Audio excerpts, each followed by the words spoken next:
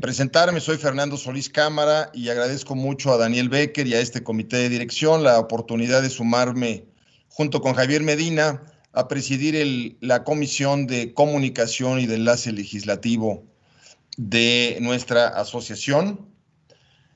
Darle la bienvenida a todas y todos nuestros compañeros de los medios de comunicación. Gracias por acompañarnos a esta videoconferencia de prensa. Agradezco la presencia de nuestro presidente Daniel Becker, del comité de dirección. Está con nosotros Rodrigo Brand, presidente ejecutivo. Están los vicepresidentes Eduardo Osuna, bienvenido. Está Raúl Martínez Hostos, Adrián Otero, Julio Carranza, el director general de la asociación, Juan Carlos Jiménez, y mi colega Javier Medina, de la propia comisión. Antes de iniciar con la presentación, quisiera pedirles que tuviéramos todos nuestros micrófonos en silencio. Y segundo, recordarles a nuestros compañeros de los medios que para la sesión de preguntas y respuestas que tendremos al terminar la presentación, que por favor vayan inscribiéndose, como es costumbre, con Claudia Franco, de acuerdo con el correo y las indicaciones que compartimos con ustedes. Y ahora sí, querido Daniel Becker, presidente del ABM, te escuchamos con la presentación de resultados de este bimestre. Muchas gracias, querido Fernando, y muchas gracias a mis compañeros del comité de dirección. Y antes que nada, bueno, bajar un poco el volumen, porfa. Hicimos una presentación bastante activa y bueno, antes que iniciar, simplemente agradecerles siempre su apoyo para comunicar una actividad tan importante como la nuestra. Siempre hemos recibido un importantísimo y un gran apoyo por parte de nosotros, siempre se agradece, y confirmarles nuestra siempre apertura para poder resolver sus dudas y que ustedes comuniquen lo que está pasando con un segmento, con una industria tan importante para la economía mexicana. Y con esas palabras iniciales les comento, tenemos una presentación muy breve para poder luego entrar darle más tiempo al tema de preguntas y respuestas. Este es el índice que vamos a revisar y si me permiten iniciar con la primera lámina, por favor. Como ustedes pueden ver en esta primera lámina, sí es importante destacar que siempre el crédito de la banca del sector privado siempre ha estado en la gran mayoría de los periodos de tiempo, como pueden ver en esta gráfica, por encima del crecimiento económico. Siempre la banca durante un periodo largo ha sido un estabilizador y un soporte para apoyar al crecimiento. Como ustedes pueden ver en esa línea azul, se ve cómo se ha desarrollado el crecimiento del Producto Interno Bruto, y en la línea verde amarilla podemos ver que el crédito de la banca al sector privado siempre ha estado por encima del producto, y esto siempre apoya a que el Producto Interno al final presente mejores números. La banca es un elemento y es una actividad fundamental para apoyar el crecimiento económico, evidentemente derivado de la crisis que vimos en el último año en particular. Estamos viendo que están confluyendo y que pareciera que hay un punto de intersección, y creo que esto también puede explicar que hacia adelante lo que veremos es otra vez, a partir de los buenos señales que estamos viendo en la actividad económica, por supuesto regional y dispar, pero seguramente veremos un crecimiento que empiece a repuntar particularmente a partir del segundo semestre de este año. Y en ese sentido me permitiré decirles algunos comentarios que tuvimos ayer junto con el secretario de Hacienda, que son muy buenas noticias derivado del proceso de vacunación. Siguiente, por favor. En la siguiente, simplemente poner en contexto el porcentaje del crédito al sector bancario, que representa el 89% del crédito de la banca es al sector privado, y simplemente para que ustedes puedan ver en una forma muy sencilla cómo se desagrega ese crédito: 49 empresas, consumo, vivienda, sector público y intermediarios no bancarios.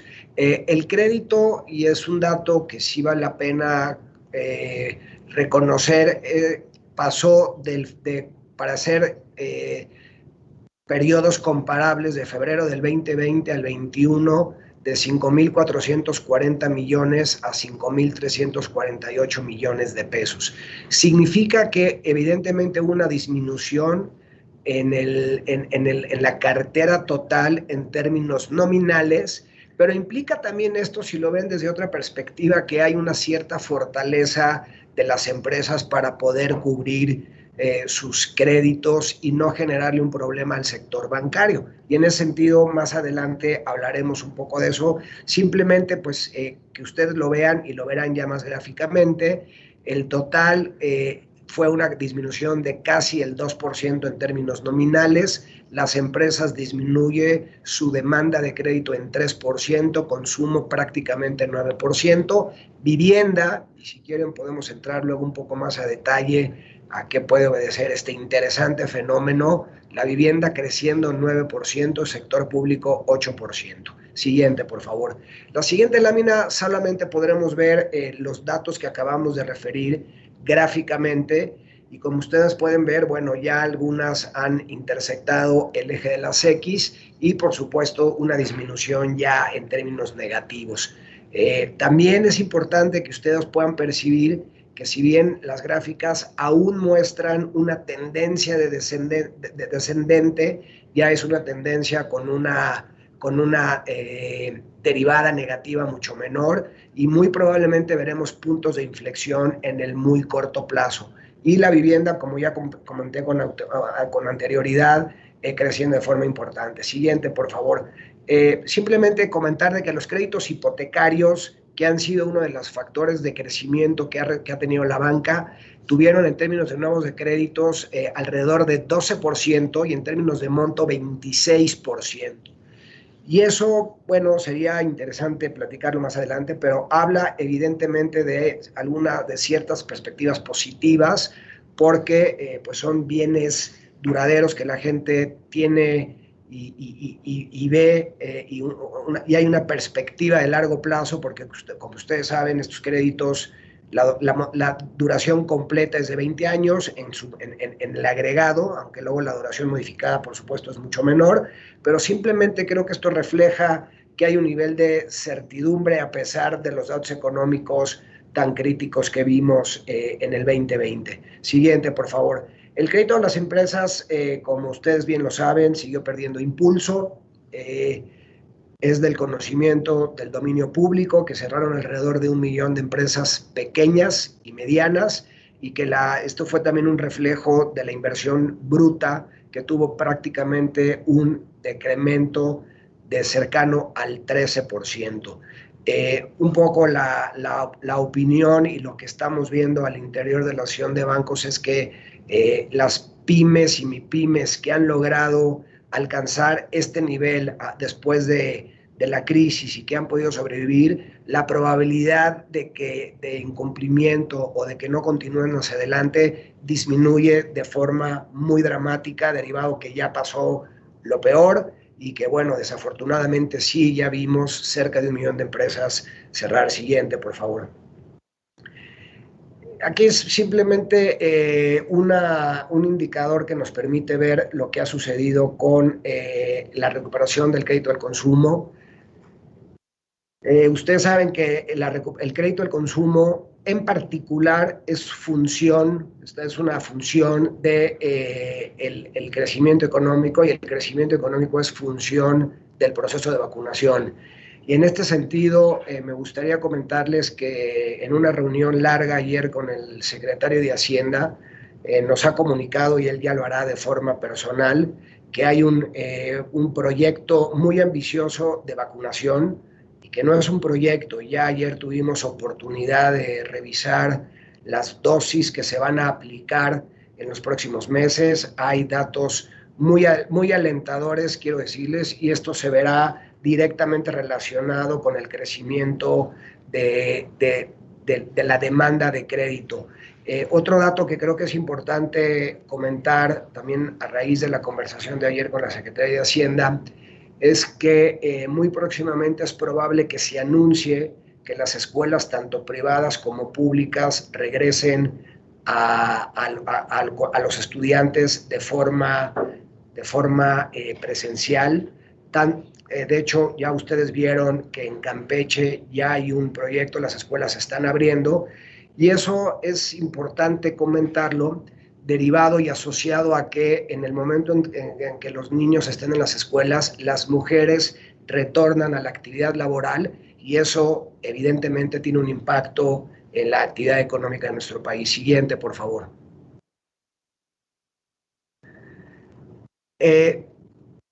Ya lo comenté, la inversión fija bruta con una caída importante, pero es importante que también vean cómo se está recuperando.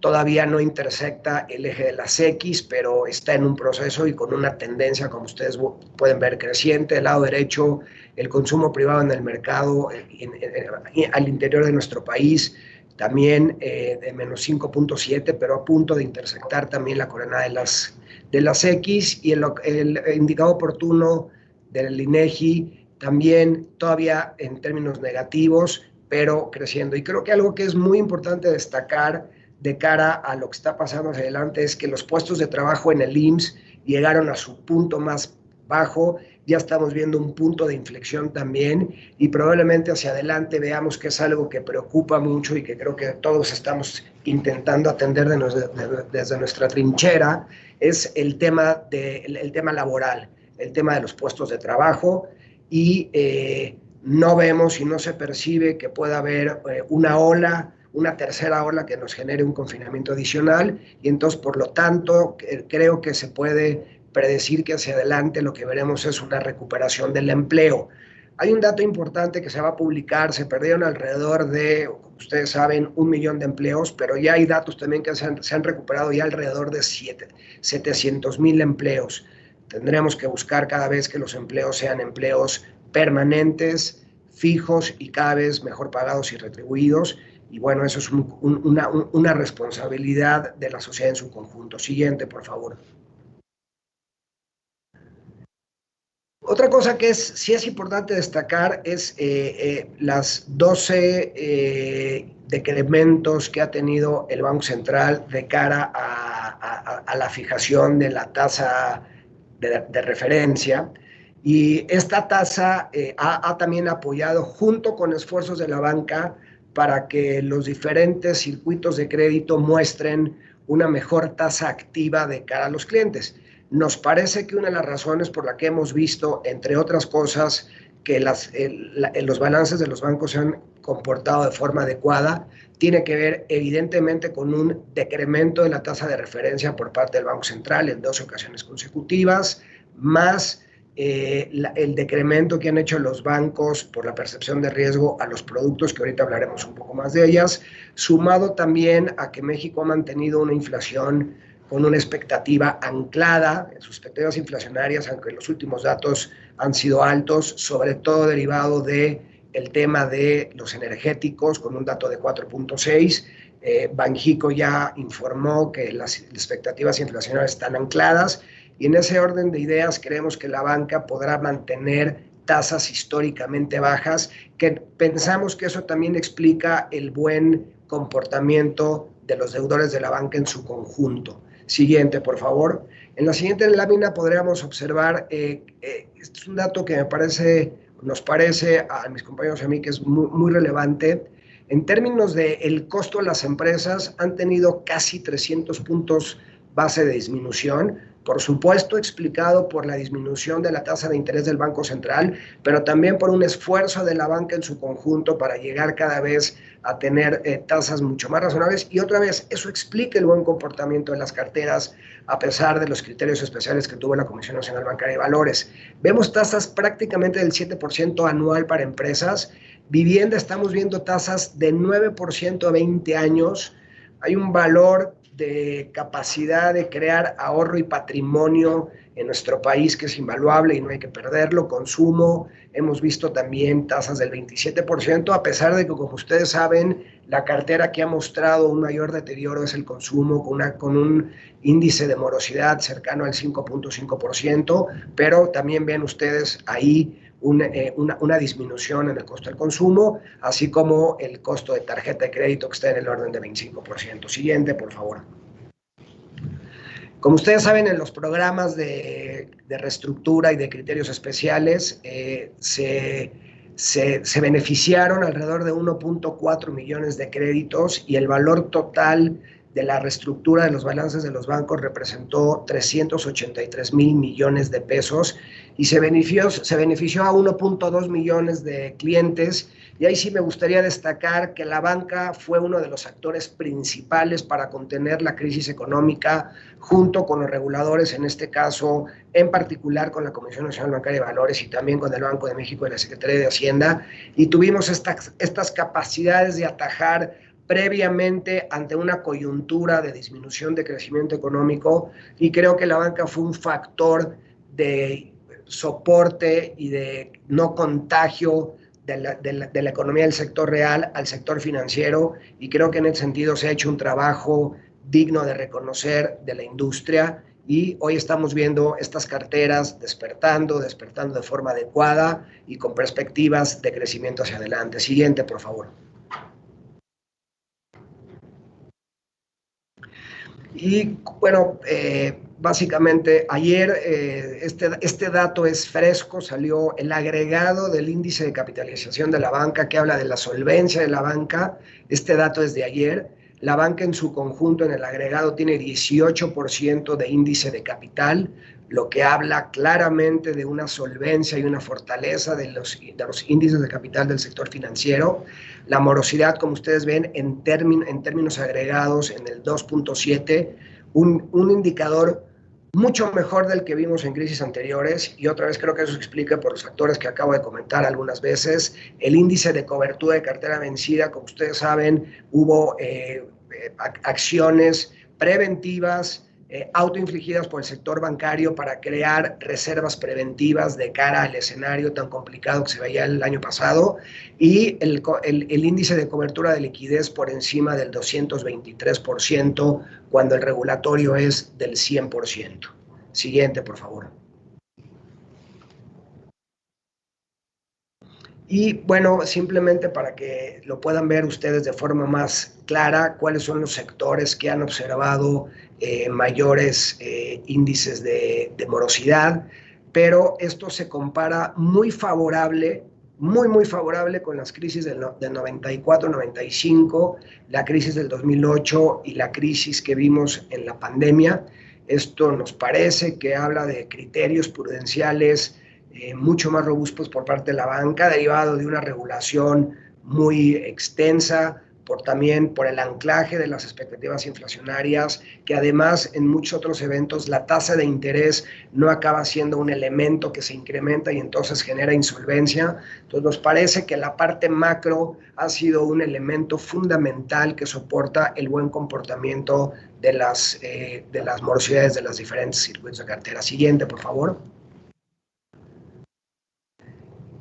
Y simplemente, bueno, como ustedes ya bien saben, se ha comentado en múltiples ocasiones, la banca está con un exceso de liquidez, y eso creo que nosotros lo hemos explicado derivado a que hubo cambió la discrecionalidad del gasto de consumo-ahorro, y eso creemos que se explica derivado de que la gente prefirió tomar una posición mucho más conservadora y en lugar de consumir, ahorrar. Claro, evidentemente eso nos ha llevado a cerca de 1.3 billones de pesos de liquidez. Entonces tenemos una banca solvente, una banca líquida y una banca sobrereservada. Por lo tanto, seremos un participante fundamental en el proceso de recuperación de la economía mexicana, sumado a lo que ayer nos comentaba el secretario de Hacienda, de estas noticias alentadoras en términos del proceso de vacunación. Otro elemento que me parece muy importante destacar en esta lámina es que la confianza que tienen los ahorradores, que tiene el público en general en la banca, el segmento que recibió la mayor cantidad de ahorros, si bien hay otros intermediarios, la banca claramente ha sido el elemento de confianza del público inversionista, y derivado de este cambio de consumo, del consumo al ahorro, la banca se vio muy favorecida, y eso es un síntoma y una muestra de la confianza que tienen los usuarios en la banca. Siguiente, por favor. Como ustedes saben, hicimos algunos compromisos en la convención bancaria. Hemos determinado que uno de los elementos importantes para seguir continuando y profundizando el crédito de la banca al sector privado es establecer y fortalecer el Estado de Derecho. Se está trabajando en algunas mesas de trabajo en este sentido.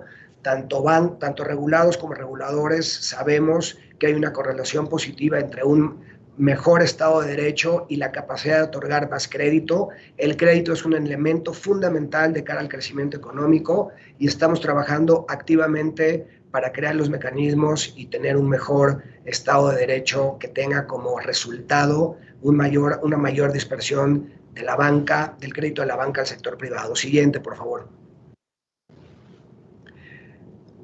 Como ustedes saben, también hay un compromiso para llegar a los 317 municipios que restan para tener una cobertura total del sistema bancario. Hemos tenido ya algunas reuniones preliminares, no tenemos todavía nada en ese sentido porque estamos revisando qué alternativas.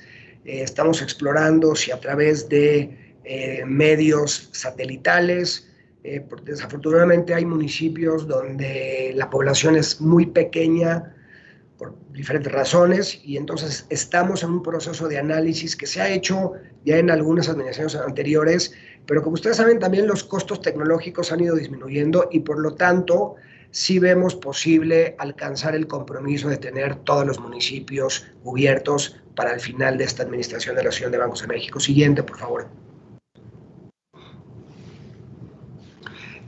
Como ustedes saben, la pandemia acabó solamente de exponenciar la gran importancia que la banca ha tenido en los espacios digitales.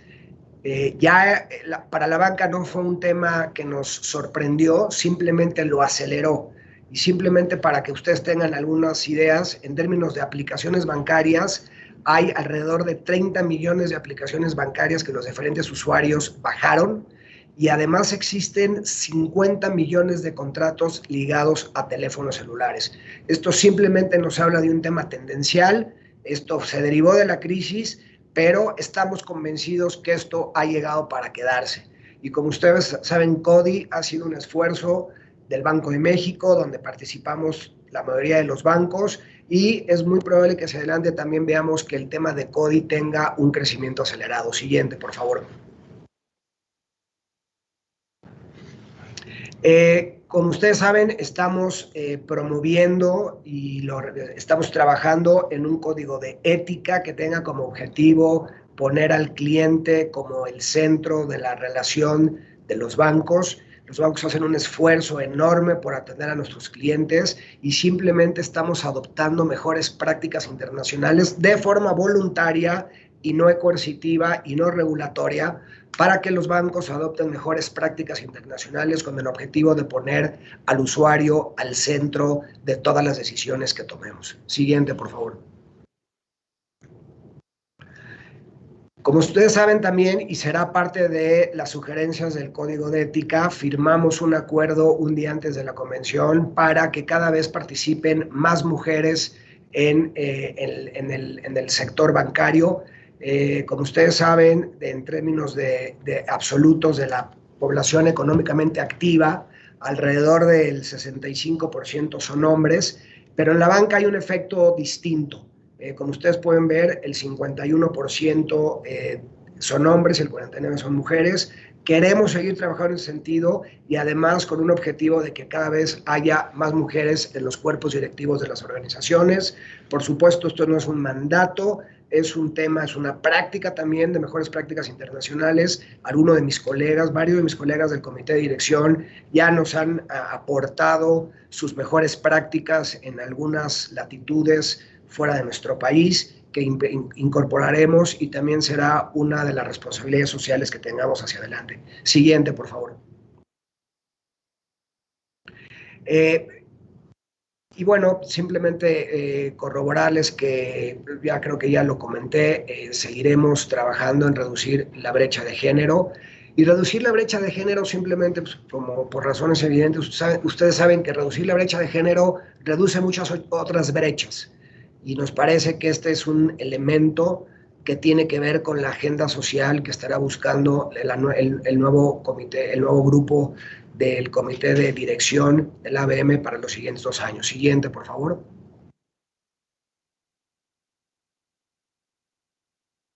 En términos de sustentabilidad, como ustedes saben, el tema de cambio climático es fundamental. Dentro del Consejo de Estabilidad Financiera hay un apéndice que habla también de los proyectos sustentables. El proyecto de IFRS 9, como ustedes saben, también tendrá un elemento de sustentabilidad importante, y solamente por mencionar algunos sectores en donde ya participa la banca, y seguramente veremos hacia adelante esto creciendo también de forma acelerada, porque como ustedes saben, muchas de las instituciones ya tienen algunos lineamientos referente a qué tipo de proyectos podrán financiar en el futuro, y simplemente por mencionar algunos: agua limpia, energía asequible, ciudades sostenibles, producción y consumo responsable, acción por el clima, vida submarina y vida de ecosistema terrestre. Esto hacia adelante tendrá un énfasis muy importante, y serán dentro de los tratados internacionales que tendremos que ir cada vez más hacia países y economías sustentables, y por lo tanto la banca tendrá que ser un actor fundamental en el sentido. Siguiente, por favor. Conclusiones para poder entrar a un tema de preguntas y respuestas. La banca es uno de los sectores que más ha contribuido a amortiguar la crisis y evitar que ésta se acentúe, como lo comunicamos ya, con cerca de 1.2 millones de beneficiarios, 383,000 millones de pesos en criterios especiales. Las tasas de interés están en sus mínimos históricos, y será una función de que la inflación no genere presiones inflacionarias de cara a la tasa de referencia. La banca, como ya lo comentamos, está líquida y solvente, y tenemos una banca que está lista para acompañar al crecimiento que ya estamos viendo.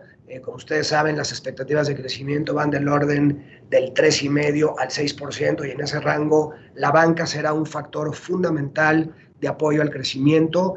Y por último, una banca responsable, una banca social, una banca que ponga al usuario como la mayor importancia de su razón de ser, sumado además a una banca que ayude a cerrar las brechas tanto de género como sociales, y una banca más responsable en términos de sustentabilidad.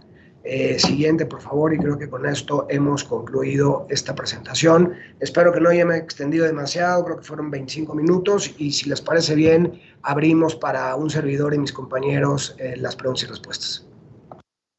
Muchas gracias, presidente, por la presentación. Les comento que tenemos ya 8 compañeros de los medios registrados para hacer sus preguntas.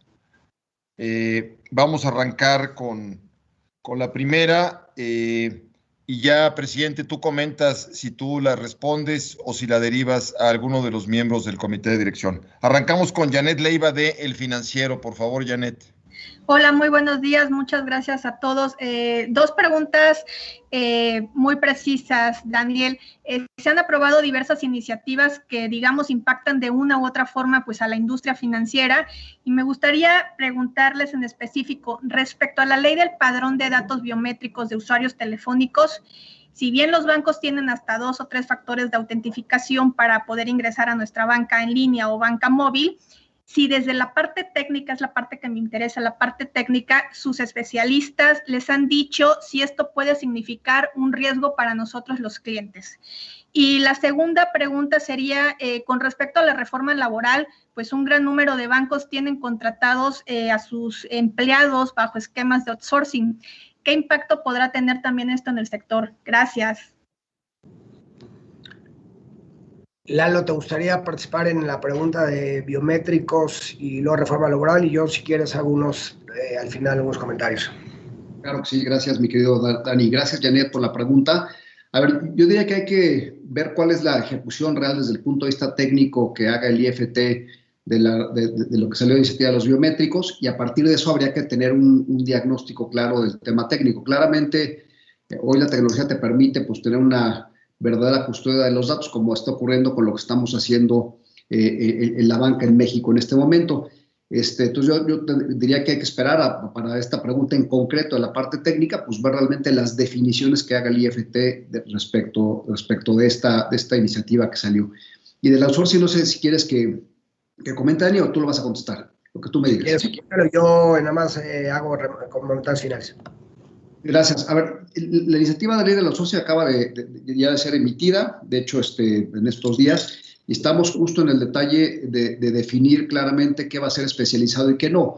Yo creo que se ha discutido mucho en las últimas semanas respecto del alcance de la iniciativa. Como siempre, la banca estará completamente alineada y cumpliendo la regulación que termine derivándose de esta iniciativa, y el gran reto va a ser pues, definir, como digo, estos servicios especializados que podamos mantener fuera de la banca, que es muy importante no solamente para la banca, sino para todas las industrias. Claramente la especialización te ayuda desde el punto de vista de la productividad, pero sobre todo diría pues para todo el mundo desde el punto de vista de poder contratar servicios donde no es tu core business, pero estaremos alineados a lo que tenemos que hacer de acuerdo a esta nueva regulación.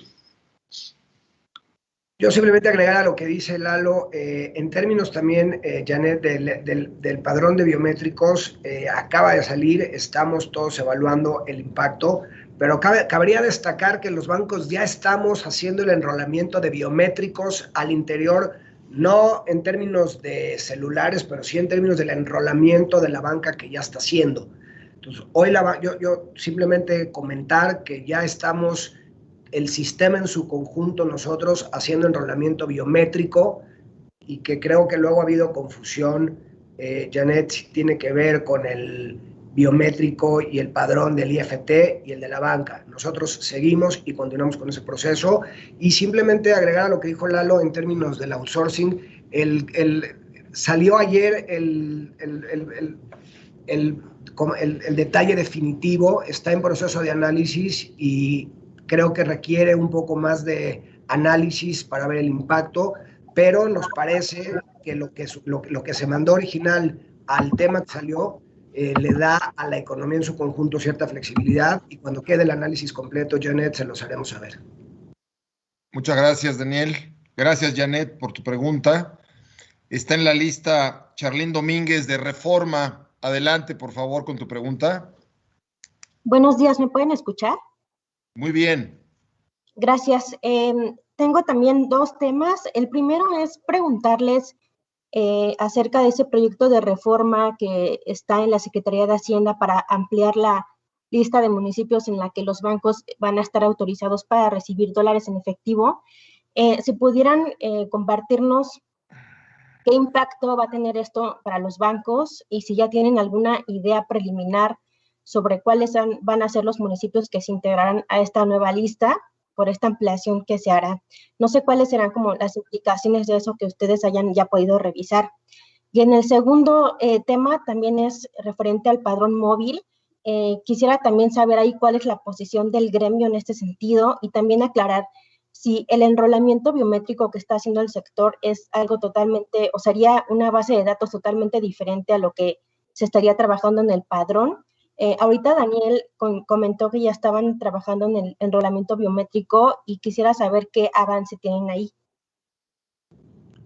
Muchas gracias, Charlín. ¿Quieres comentar algo, Adrián?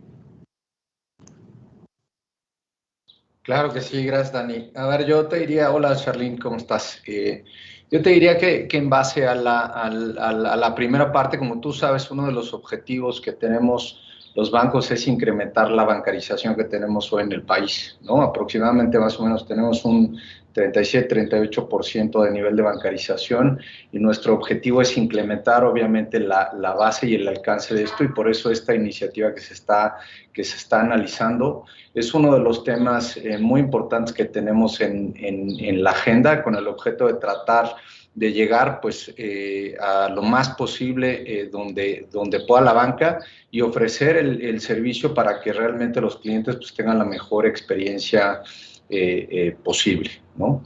Y ahí la segunda, Dani, no sé si quieres tomarla tú o complementamos. Si quieres nada más comentar que el padrón de móvil es absolutamente incluyente, no tiene nada que ver con nuestro padrón. Y si mal no recuerdo, el enrolamiento entra el 1 de marzo del 2022, perdón, el 1 de marzo de 2021. Ya la banca tiene que estar enrolada con biométricos, operando y funcionando. Y Charlene, solamente confirmarte que el padrón móvil y el enrolamiento biométrico de la banca son bases de datos totalmente distintas. Muchas gracias, presidente. Gracias, Daniel. La tercera pregunta o el tercer participante inscrito es Antonio Hernández del Universal. Antonio, adelante. ¿Cómo están? Buenas tardes, ¿me escuchan? Te escuchamos bien, Antonio. Ok, perfecto. Algunas preguntas. Daniel, con lo que nos comentabas de lo que les ha dicho el secretario de Hacienda sobre los planes de vacunación, la posible reapertura de escuelas, etcétera, los números que se están viendo, podríamos decir que en términos de morosidad, incluso de caída del crédito, ya pasó lo peor y que en el segundo semestre ya empezaremos a ver recuperación en todo este sentido. Esa es la primera pregunta. La segunda pregunta es, con el plan que se tiene para avanzar en inclusión financiera con más servicios bancarios, la reestructura que está teniendo un jugador importante, en concreto OXXO, como corresponsal bancario, ¿no limita un poco este crecimiento que se tiene? Y la tercera pregunta, muy rápido, directamente para Eduardo Zuna. Lalo, ¿cómo estás? Solo preguntarte si nos puedes ahondar un poquito qué pasó con la falla que tuvieron con SPEI hace unos días, esa afectación al sistema financiero, si nos podrías ahondar un poco más. Muchas gracias. Oye, Antonio, a ver, sugiero lo siguiente, porque la pregunta de Lalo no es una pregunta gremial. Si quieres, Lalo, luego comunicarte directamente con Toño. Toño, si estás bien con eso, lo hacemos de esa manera. En términos del plan de vacunación, ya pasó lo peor.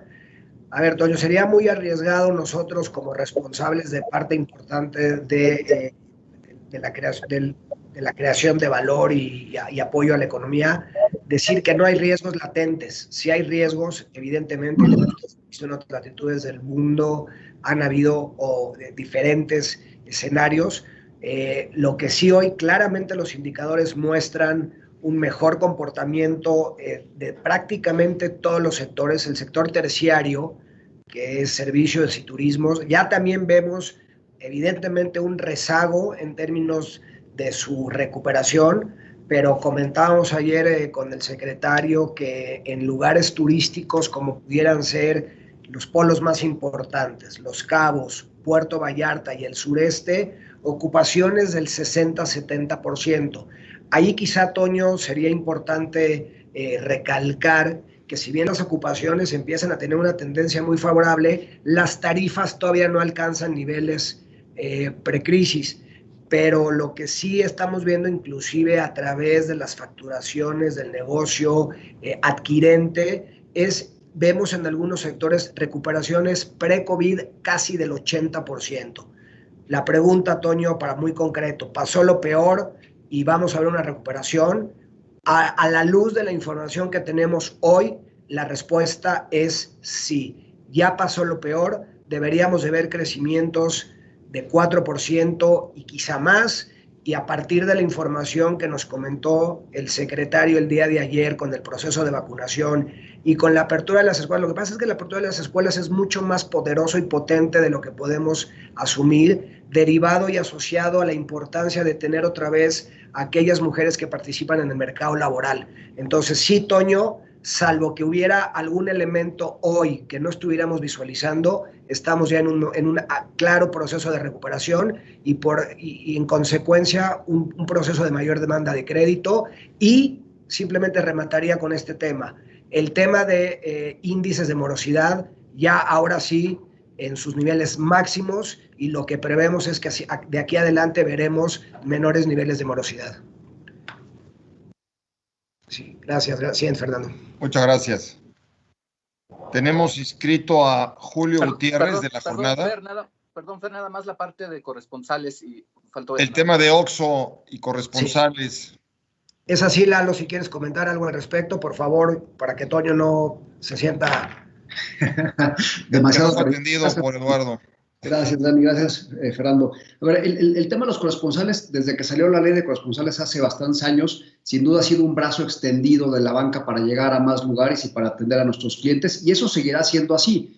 El tema particular de OXXO con algunas instituciones es un tema de estrategia comercial de cada uno, y sobre todo me parece que seguirán siendo parte de esto, pero hay que decir que el mercado evolucionó de una forma muy relevante en los últimos años a través de la banca digital, que nos permite claramente llegar con otras opciones que en ese entonces, cuando salió lo que corresponsalías, pues no nos permitía. Entonces yo creo que seguirán siendo los corresponsales parte de la estrategia, pero hay que decir que la mejor forma de seguir haciendo inclusión va a ser a través de la banca digital, no solo por los costos, sino por la capacidad de llegada que tenemos con todos los clientes. Muchas gracias, Eduardo.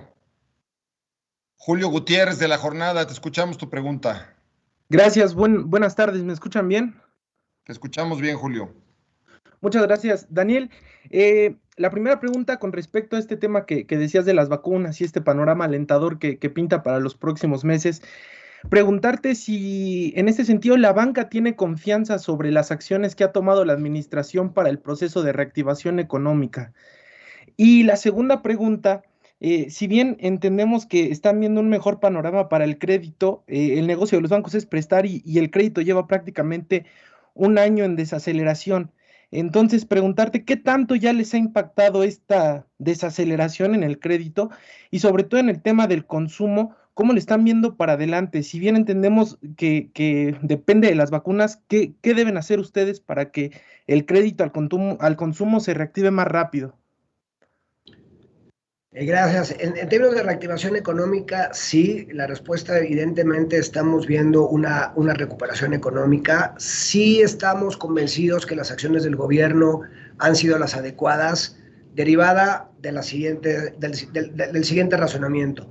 Primero, México tomó la decisión de no utilizar recursos fiscales de cara a la recuperación económica y nos parece que fue una decisión acertada del gobierno federal, ya que nos pone en una posición de deuda PIB mucho más alentadora que otros países similares o de ingresos medios como es el nuestro.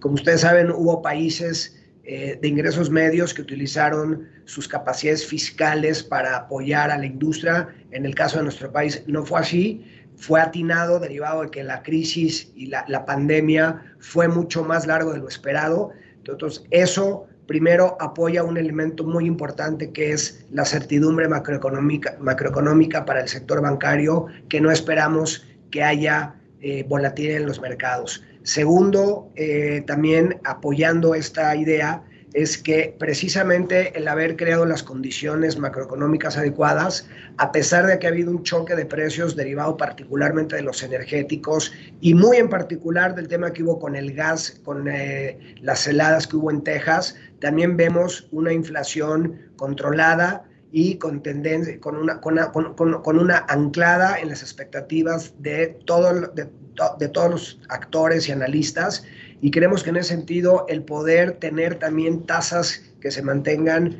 son muy importantes para que la reactivación económica se dé. El impacto de resultados, como tú ya bien lo comentas, el año pasado pues se vio decrementos en las utilidades de la mayoría de las instituciones por alrededor de entre 25 y 30% en su conjunto, y esto derivado de la menor demanda de crédito y de la creación de reservas adicionales, lo que claramente sí ha habido un impacto a nuestro sector asociado a la crisis.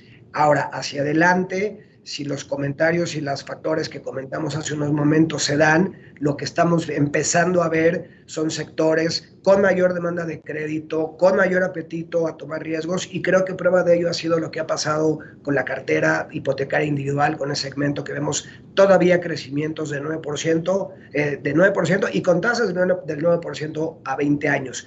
La cartera de consumo, como bien lo comentamos en su principio, ha llegado es la cartera que ha mostrado el mayor deterioro en un 5.5% con respecto al total, que es de 2.7%. O sea, sí se ve que es un elemento que sí sale un poco del patrón. Es normal, el consumo en nuestro país se contrajo derivado de la crisis, y seguramente este 5.5 fue el nivel máximo que hemos visto. Hacia adelante lo que estamos ya viendo es, y también hubo una sustitución de tarjetas de crédito por tarjetas de débito. Yo no sé si ahorita podamos mostrar eso. Digamos, también todo esto que sucedió, lo que también observamos a nivel de los usuarios es un proceso muy prudencial, lo cual creo que es muy bienvenido derivado de la crisis, y esto nos pone en condiciones tanto a la banca como a los usuarios de empezar a recuperar tanto la demanda como la oferta de los diferentes segmentos de crédito que ofrece la banca. Gracias, Daniel. Perdón, si me permites, Dani, me gustaría nada más complementar, dando un punto de vista adicional a esto. En la parte del consumo, creo que lo que es muy claro es que las instituciones bancarias hemos estado con la oferta muy clara en la parte del consumo, que, como decía Dani, es más una situación prudencial por parte de los clientes. Creemos que esto debe de cambiar de manera importante en el segundo semestre conforme vaya avanzando el plan de vacunación.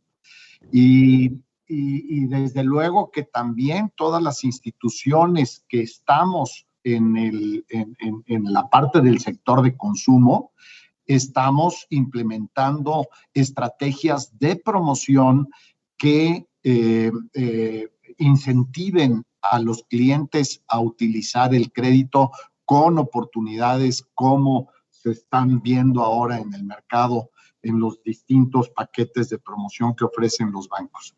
Es simplemente para complementar el punto de vista. Muchas gracias. Gracias, Julio. Y gracias a Julio Gutiérrez también. Y le damos la palabra a Edgar Juárez de El Economista. ¿Qué tal? Muy buenas tardes a todos. ¿Sí me escucho bien? Muy bien, Edgar. Adelante. Dale un gusto saludarlos. Oiga, yo tengo un par de preguntas y nada más una precisión. La primera pregunta es respecto a esta recomendación que hizo la Comisión Nacional Bancaria hace unos días en el tema de dividendos. Dice, ok, ya se pueden dar dividendos, pero no máximo del 25%. Me gustaría saber la posición del gremio, si se va a acatar esta recomendación o cómo están viendo esta situación de los dividendos. La otra pregunta es, Daniel, tú comentabas hace un momento en tu presentación este tema del Estado de Derecho como, factor fundamental para que haya un mayor crecimiento de la economía y del crédito. En específico, ¿a qué te refieres? No sé si nos pudieras precisar un poco más de este tema del Estado de Derecho, qué puntos hay que abordar ahí. Y la precisión es nada más esta expectativa que tienen con base en estos mensajes alentadores de la vacunación, del regreso a clases, la incorporación de más personas al mercado laboral. Entonces sería a partir de julio, a partir del verano, ya empezaremos a ver un repunte en la cartera de crédito, y si será en todos los segmentos o principalmente en consumo. Muchas gracias. ¿Me permiten, compañeros, contestarle a Edgar también?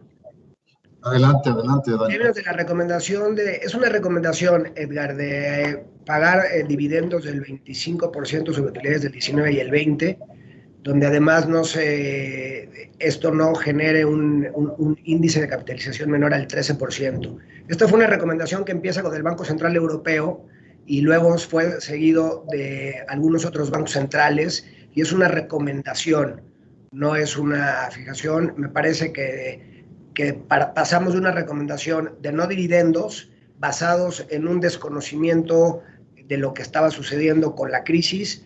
Esto nos pone a toda la industria en la ruta correcta, en función de que a pesar de que todavía no se acaban de descifrar todas las posibles dudas, o no se disipen todas las dudas, claramente la visión es mucho más favorable.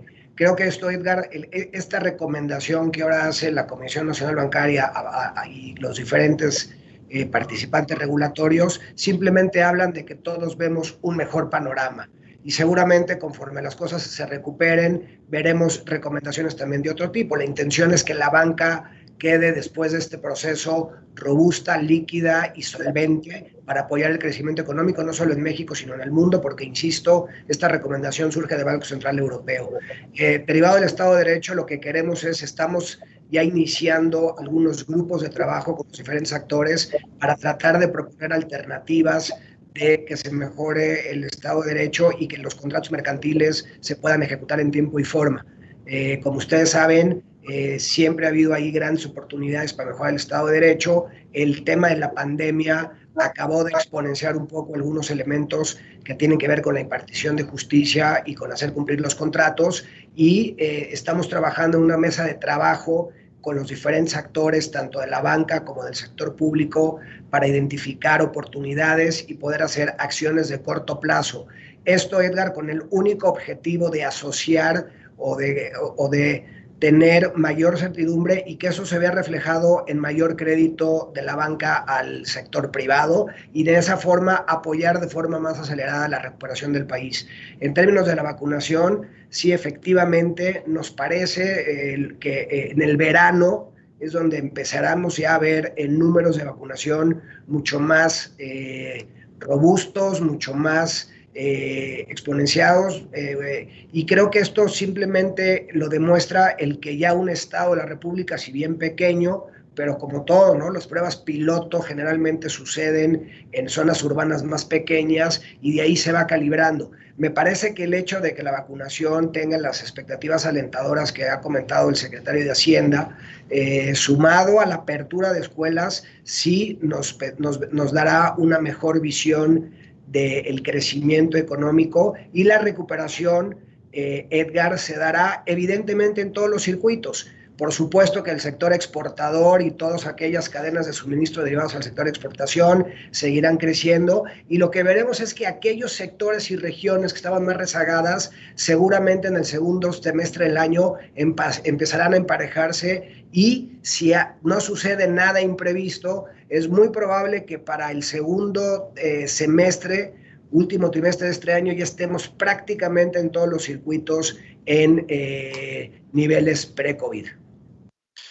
Dani, si me permite nada más complementar un poco respecto a los indicadores económicos, yo creo que es importante hacer una precisión. O sea, estamos al final del periodo en donde, si vemos las comparaciones anuales de todos los indicadores económicos, vamos a ver todavía tasas negativas, e incluso en algunos casos tasas significativamente negativas. Sin embargo, si hacemos esa misma comparación con el indicador respecto al mes anterior, ya vemos en algunos casos tasas de crecimiento positivas. Esto es importante tenerlo en mente, porque conforme vayamos avanzando en el año, vamos a empezar a ver que también las tasas de crecimiento se van a volver significativamente positivas, dada la base de comparación tan baja que traemos del año pasado. Entonces, esto es un comentario importante para tener en perspectiva cómo va evolucionando, pero sin embargo, si vemos las trayectorias secuenciales, como bien mencionaba Daniel, pues esto efectivamente se va a reflejar en una mejor trayectoria de la cartera de crédito en todos los segmentos, ¿no? Gracias, Rodrigo. Gracias, Daniel. Muchas gracias. Les comento que vamos a la mitad de la lista de colegas de los medios inscritos para que podamos ponderar los tiempos. Sigue Ernesto Gloria, de Enfoque Noticias. Adelante, Ernesto. ¿Qué tal? Muy buenas tardes, Fernando. Qué gusto volverte a ver. Daniel, bienvenido a esta rueda de prensa. Daniel, ¿cómo observan los cambios en política pública que se han presentado? Analistas advierten que estas van contra la inversión misma, que ha tenido un efecto decreciente desde que prácticamente entró la llamada 4T.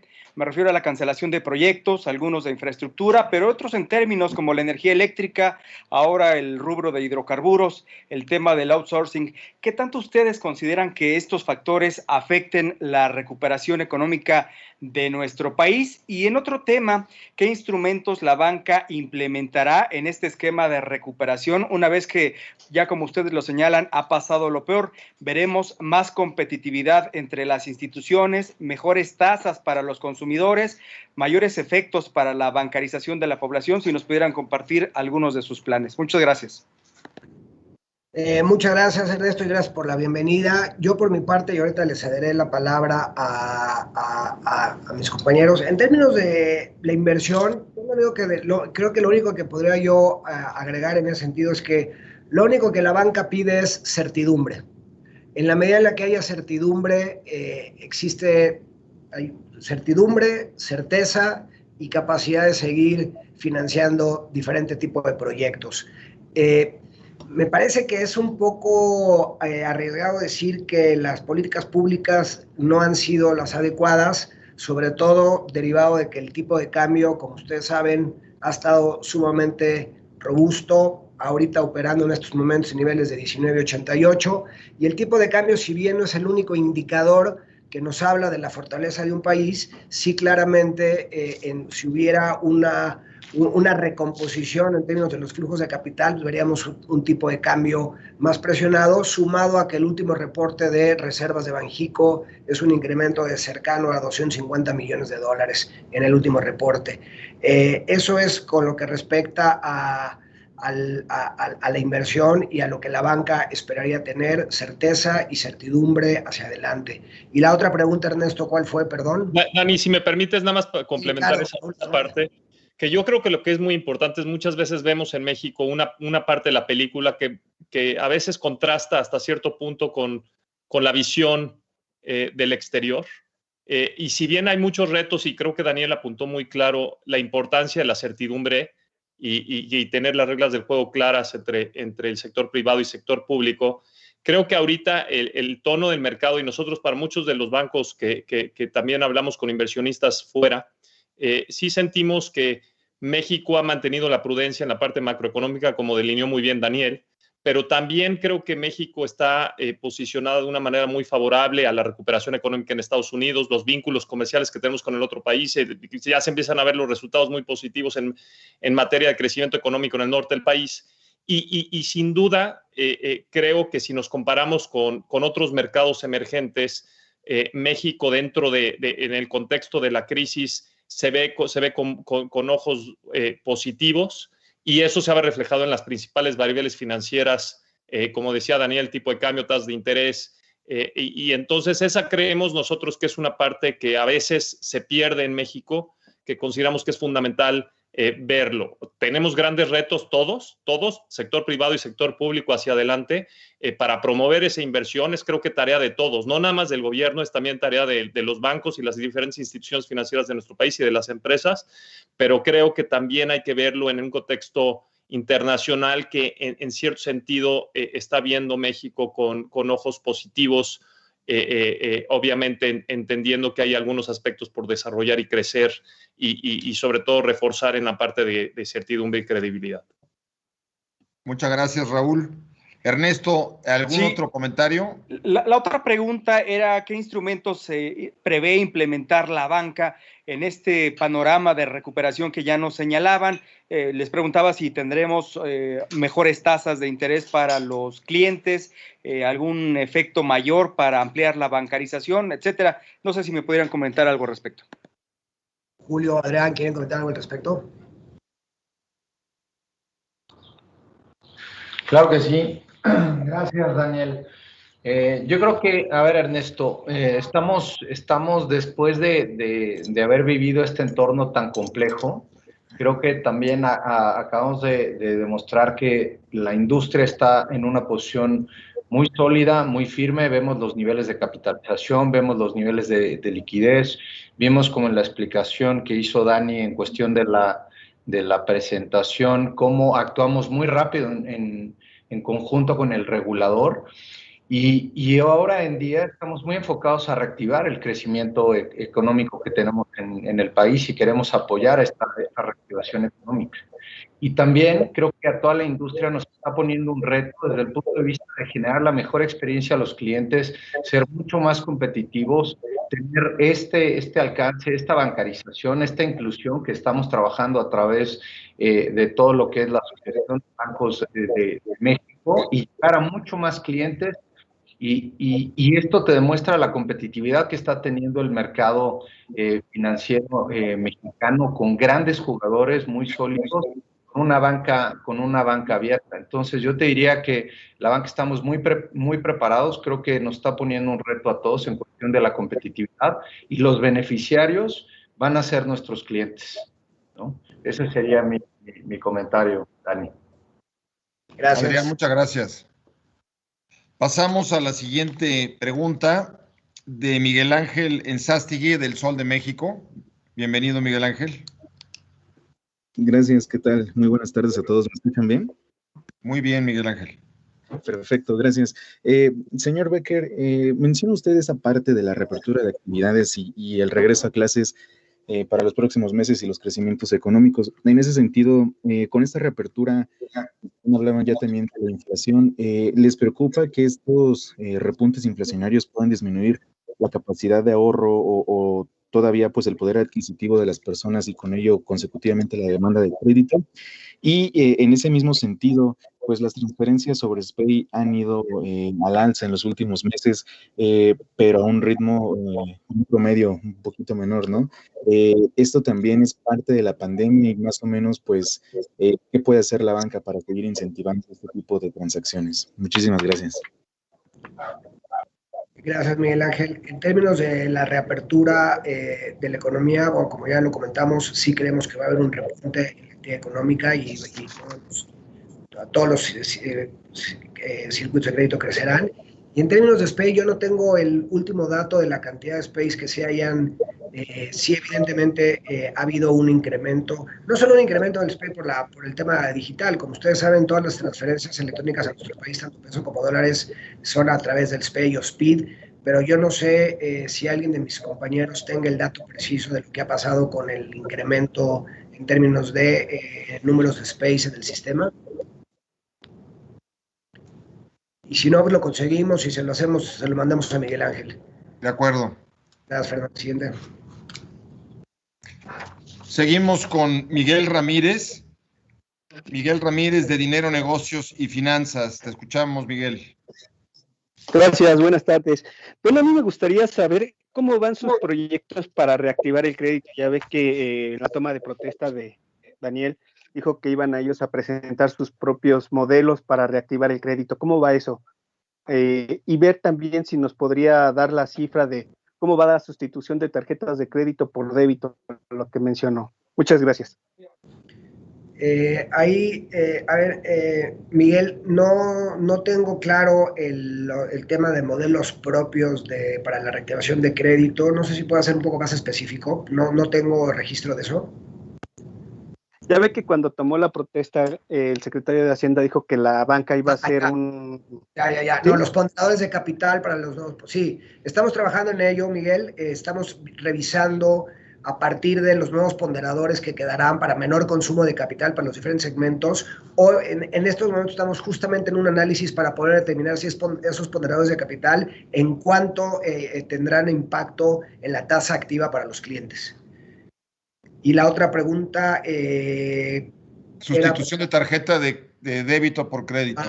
No sé, Juan Carlos, si tenemos ese número y si no, si lo podemos conseguir, porque sí lo teníamos, pero no en la presentación. No sé, Juan Carlos, si nos puedas decir, ahorita nos los comentas, me pasas rápido la información de cómo creció débito versus crédito. Te lo mando, claro que sí, Dani. Gracias. Seguimos, Fernando. Te lo mandamos, Miguel, entonces, con mucho gusto.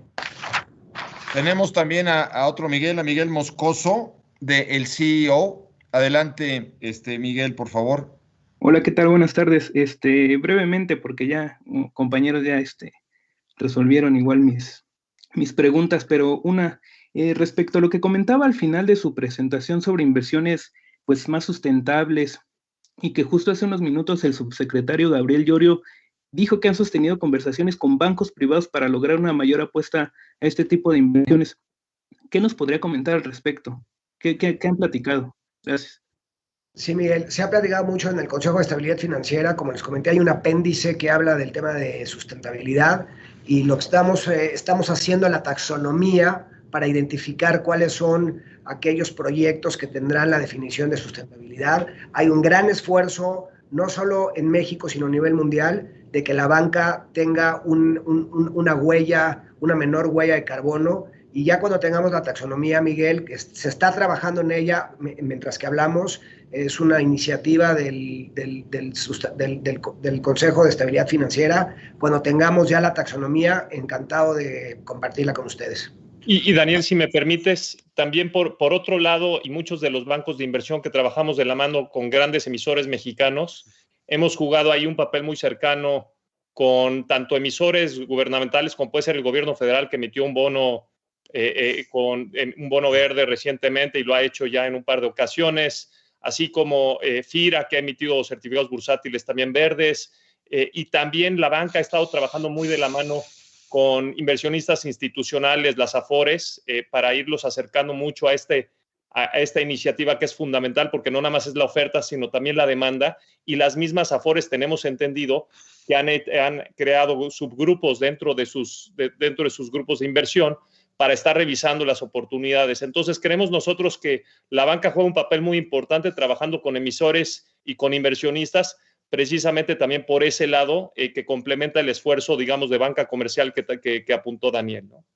Y Dani, nada más si me permites ampliar lo que menciona Raúl, yo creo que aquí es importante la óptica. Por un lado está la visión de la banca como industria que busca compensar lo que por sí misma genera, las emisiones que por sí mismas generan, pero por otro lado está también el compromiso de la banca por el lado del activo para ir acompañando a sus clientes justamente para esta transformación sustentable. Es decir, la banca no solamente asume compromisos por sí misma, sino también se vuelve consultora y asesora de todos sus clientes en esta transición hacia un entorno de emisiones neta cero, ¿no?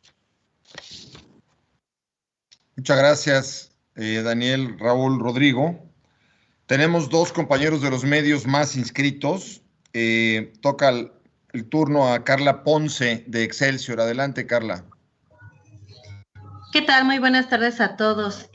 Pues me gustaría que me pudieran ahondar o comentar algo respecto a la respuesta de los usuarios de servicios financieros a la geolocalización como medida obligatoria para usar los servicios digitales, ya que esta pues ha provocado inquietud entre los clientes. Me gustaría saber cómo han visto la respuesta de los usuarios, qué es lo que han encontrado, cómo están venciendo las barreras. También me gustaría preguntarles acerca de los controles biométricos, ya que, bueno, pues estos buscan evidentemente frenar fraudes. Sin embargo, todavía el año pasado se registraron más de 60,000 quejas por posible robo de identidad. Me gustaría saber cuándo veremos avances en esta materia, cuándo se verá que este tipo de delitos disminuya. Bueno, asimismo nos hemos enterado por redes sociales que algunos clientes han tenido quizá problemas porque las huellas se han deteriorado con el uso de cloro, jabón, gel. En este sentido, ¿qué están haciendo para que estos registros se estén actualizando? Gracias. Si me permite, Fernando, y ahorita le pasaré la palabra a mis colegas. La geolocalización, la banca ha seguido funcionando de forma adecuada, con los mismos ritmos.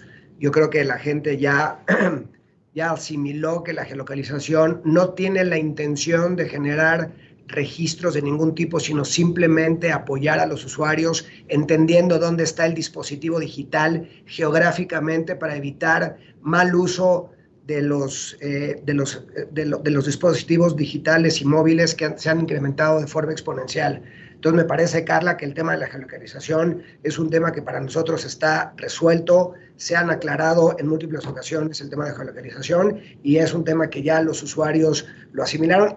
Y no solo eso, ya existía, simplemente se hizo mandatorio, entonces es un tema que está salvado. En términos de biométricos y los 60,000 clientes que comentas que han tenido fraudes adicionales, déjame hacer una precisión, Carla.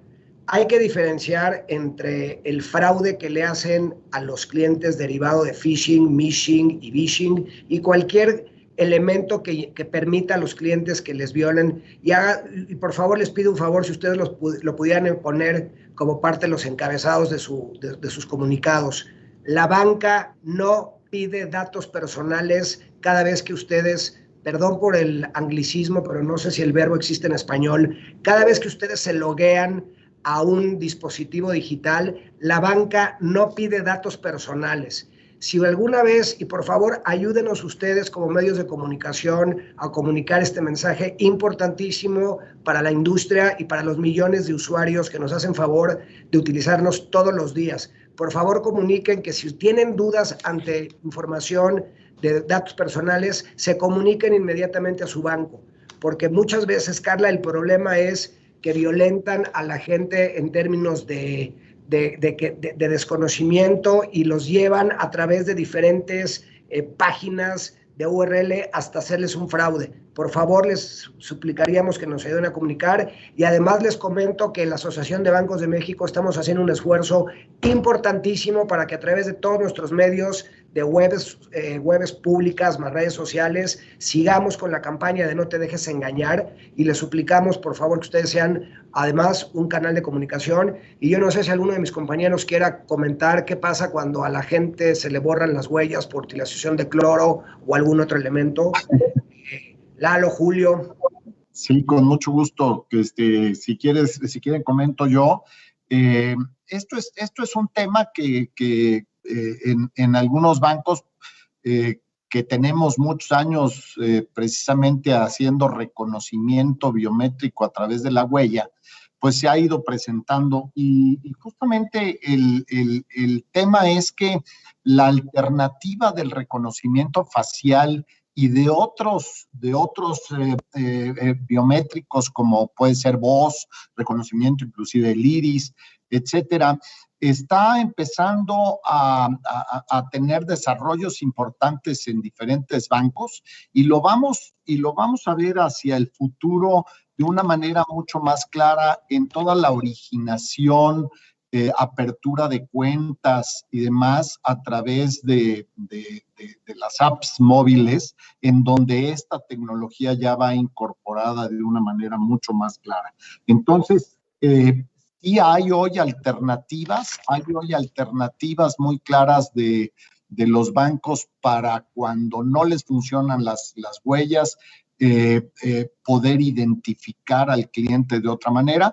Y segundo, que en cuanto a el reconocimiento facial, creo que muchos de los bancos hemos adelantado en este sentido, precisamente para tener una alternativa muy clara. No sé si alguien más de mis compañeros quiera complementar esto.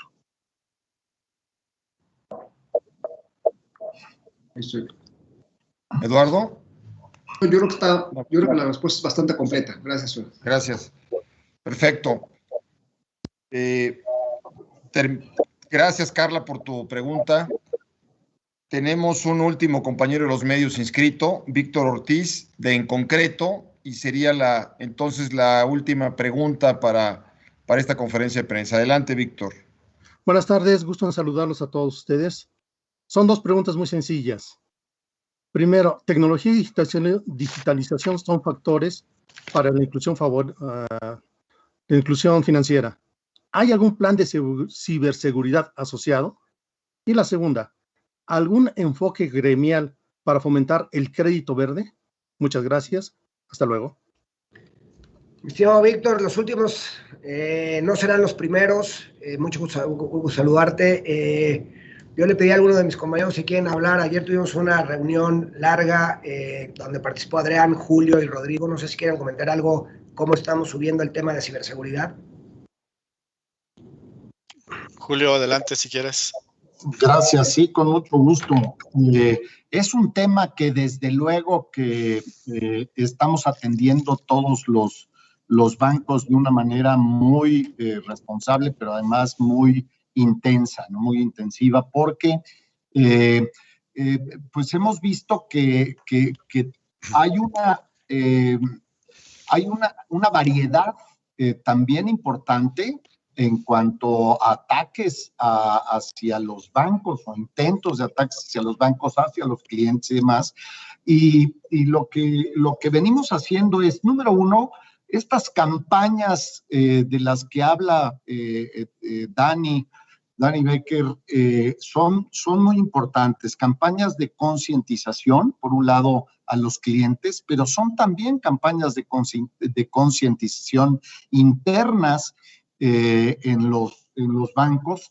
En la ABM creamos el año pasado la Comisión de Ciberseguridad, y esto habla claramente del compromiso que tiene la ABM de entrar de lleno a este tema y a este problema de la ciberseguridad, no solamente ahora a nivel de cada uno de los bancos que tenemos nuestros proyectos propios, sino que a nivel gremial estamos perfectamente coordinados entre todos los bancos, entre las autoridades e inclusive con instituciones del exterior. En este sentido, les puedo asegurar que vamos a estar viendo en los próximos meses mucho más información de parte de los bancos. Vamos a estar siendo mucho más intensivos en la comunicación, tanto interna como externa, para asegurar que estemos avanzando, porque recuerden, en este tema de ciberseguridad es un tema complicado. Estamos siendo atacados por empresas que se dedican, son criminales perfectamente establecidos que están intentando engañar a los clientes, engañar a los bancos. Y esto yo les puedo asegurar que hoy en la banca hay una conciencia muy clara, hay una inversión en tecnología muy, muy importante, y hay una coordinación también muy, muy importante y determinante con autoridades y con el gremio. No sé si quieren complementar mis compañeros algo sobre esto. Y yo no sé si Adrián o Lalo quisieran comentar algo en tema de sustentabilidad, o Rodrigo, lo que estamos haciendo hacia adelante. Sí, yo comento lo del crédito verde. La realidad es que ya comentaba Raúl en términos de la parte mayorista de las emisiones, y también Rodrigo en términos de lo que ha sido la asesoría de los clientes, pero también en el mundo minorista, en el mundo del retail, ya hay muchos productos relacionados con temas verdes, desde autos, hipotecas y demás, y que esto es una evolución natural que hemos estado viendo en diferentes países y que México no es la excepción, y seguiremos viendo más productos hacia adelante con estos compromisos de sustentabilidad que todos estamos asumiendo y que me parece que van en el sentido correcto. Sí, incluso nada más comentando lo que dice Lalo, esa es una tendencia de la industria a nivel mundial, y como bien dice Eduardo, pues aquí en México también ya se están adoptando diversos productos de acuerdo a la cartera que cada una de las instituciones tienen de cara a los clientes.